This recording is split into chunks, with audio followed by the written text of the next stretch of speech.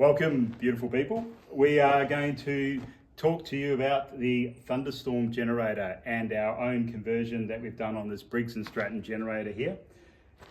So today we're going to be looking at some test results from the exhaust gas, which we are analysing via a cane gas analyzer, which is designed for the automotive industry, specifically to analyse exhaust gas content.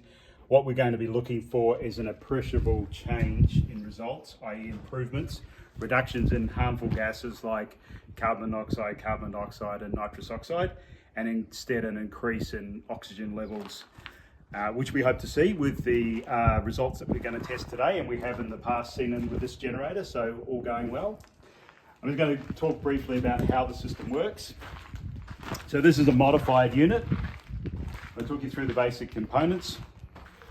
The heart of the conversion is what's known as a Thunderstorm Generator, which consists of, and as you can see, two spheres, and they are a nested set of nested spheres of the ratio of 4:3:2 in terms of measurement. There's actually the external one here is, if you zoom down there, you can see from the exhaust port of the engine, it's sucked through the outer sphere in a particular direction, and the same occurs in the second sphere. And on the intake side, we have air sucked through what is called an ionizer, which is essentially a UV lamp. We can show you that, just so you can see what we're talking about, which is a Reptile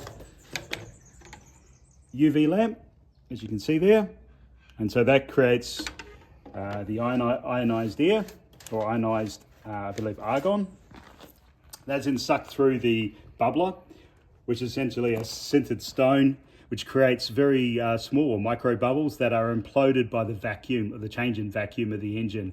And they are then sucked through the internal spheres inside these Thunderstorm Generator, which rotate in the opposite direction. It's worth also noting that there are no physical connections between internal intake spheres and the exhaust outer sphere. They're actually physically separated.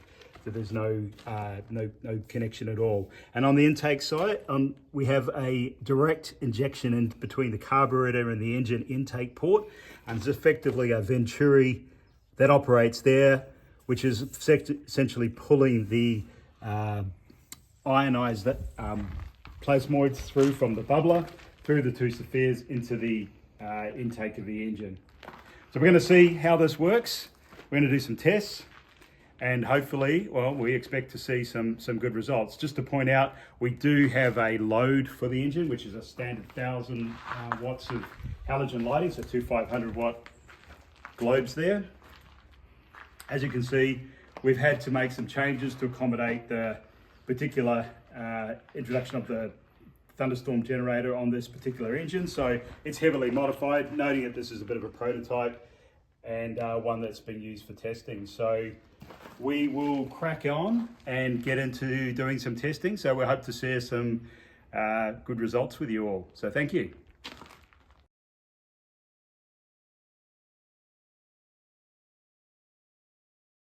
All right, let's get this thing going.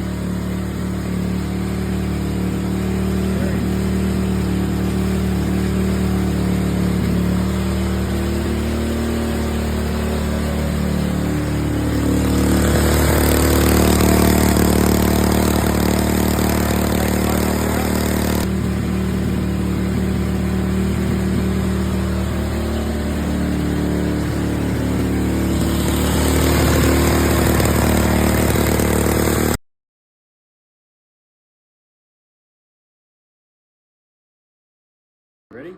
All right, so we're going to do a load and then a no load test on an unmodified generator. As our control, yep. Yeah, hit it, Mr. Music. Look at those skills.